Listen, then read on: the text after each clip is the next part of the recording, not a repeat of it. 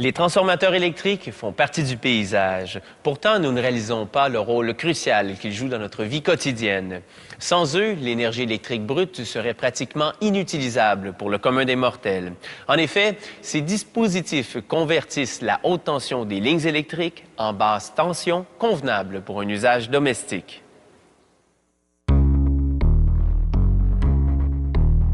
Les transformateurs abaissent la tension et l'intensité du courant des lignes électriques afin que vos appareils électroménagers ne reçoivent pas une surtension.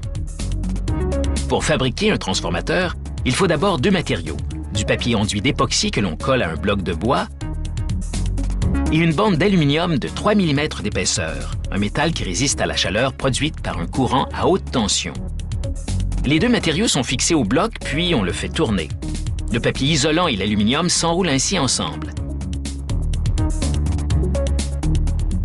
Les ouvriers y soudent une barre omnibus en aluminium qui enverra le courant à basse tension hors du transformateur.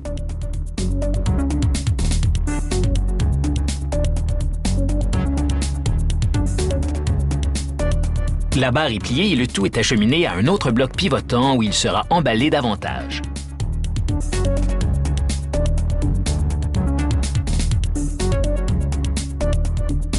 Le papier isolant est enduit d'époxy des deux côtés. Cette colle fondra au cours du processus de fabrication et collera plusieurs composants.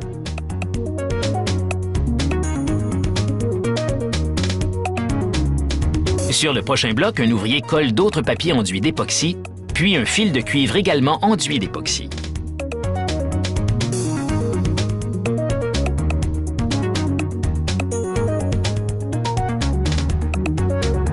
Il enroule une couche de fil pour recouvrir le papier,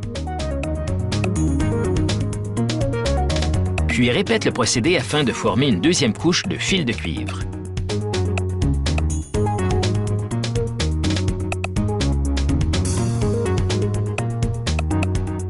Il soude maintenant un fil de sortie de haute tension au fil de cuivre, puis enroule encore une couche de fil de cuivre.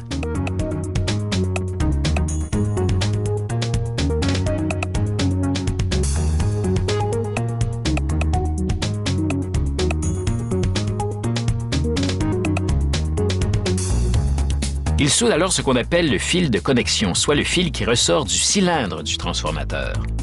Puis attache des fils recouverts de vinyle qui seront reliés aux diverses tensions qui sortiront du transformateur.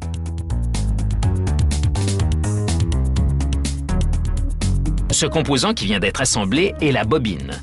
Maintenant, à l'aide de tôles magnétiques, l'ouvrier fabrique l'autre composant principal du transformateur, les noyaux.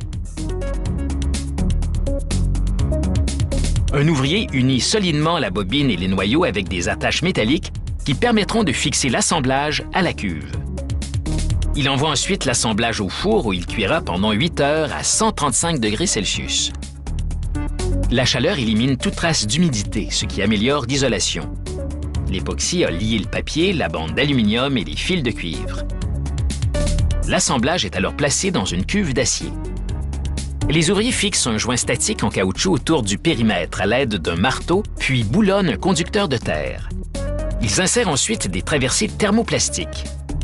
Le fil de basse tension est relié à ces dernières, puis elles sont boulonnées à la cuve.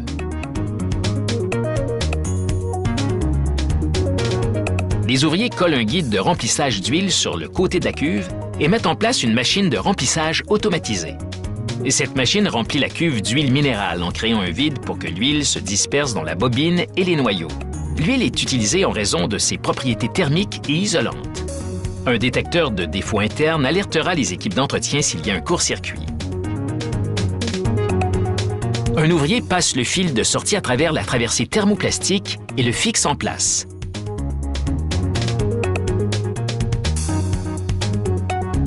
Voici le connecteur à haute tension. Le couvercle de la cuve est maintenant boulonné. La transformation, pour ainsi dire, est terminée. Avant d'être mis en service, le transformateur doit subir quelques tests vraiment électrisants. Cet équipement simule un éclair de 145 000 volts afin de vérifier si le transformateur résistera s'il est frappé par la foudre. Il est ensuite immergé dans un réservoir d'eau pour vérifier s'il y a des fuites. Si le transformateur réussit le test, vous le verrez bientôt sur un poteau près de chez vous.